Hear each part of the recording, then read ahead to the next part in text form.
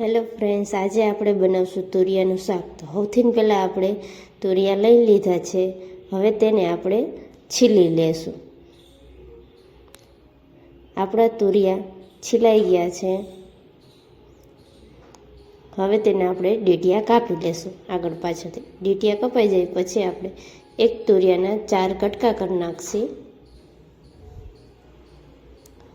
હવે આપણે તેનું ઝીણું ઝીણું કટિંગ કરશું, એટલે ચડતા બહુ વાર ન લાગે, એટલે આપણે ઝીણું ઝીણું એવું કટિંગ કરશું.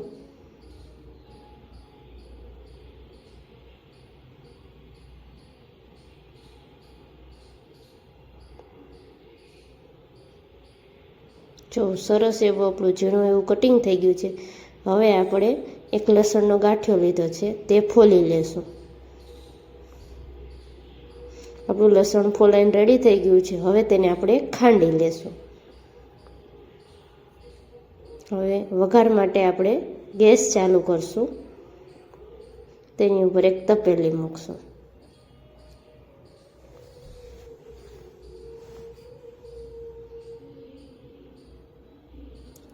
હવે એની અંદર 1 પાવરું તેલ નાખશું.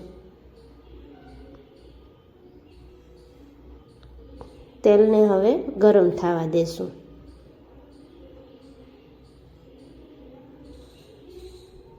તેલ ગરમ થઈ ગયું છે. હવે તેની અંદર આપણે નાખશું રાઈ.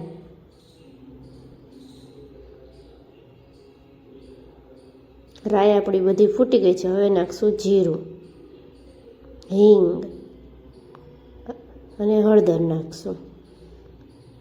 અને હવે આપણે લસણની પેસ્ટ ખાંડી હતી તે નાખશું એમાં. સરસ રીતે બધું હલાવીને મિક્સ કરી લેશું. તે મિક્સ થઈ જાય પછી હવે આપણે કટિંગ કરેલા તુરિયા એડ કરી દઈશું. તેને પણ સરસ રીતે હલાવી લેશું.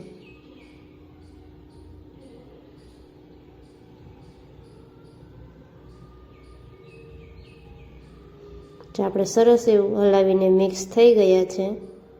તેને તેલમાં ચડવા દેવાનું. જો તેલમાં ચડી ગયા છે, હવે આપણે એમાં નાખશી 1 ટમેટું.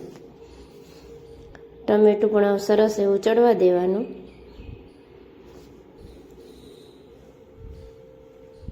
હવે નાખશી સ્વાદ અનુસાર મીઠું. હવે પાછું બધું ચડવા દેવાનું. જોઈ શકો છો ટમેટા તે બધું ચડી ગયું છે તુરિયા.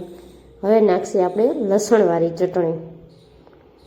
લસણવાળી ચટણી નાખી સરસ એવું હલાવી, અને જો તેલ પણ છૂટું પડી ગયું છે, લાલ એવું કેવું સરસ મજાનું શાક પણ આપણું રેડી થઈ ગયું છે, તમે જોઈ શકો છો.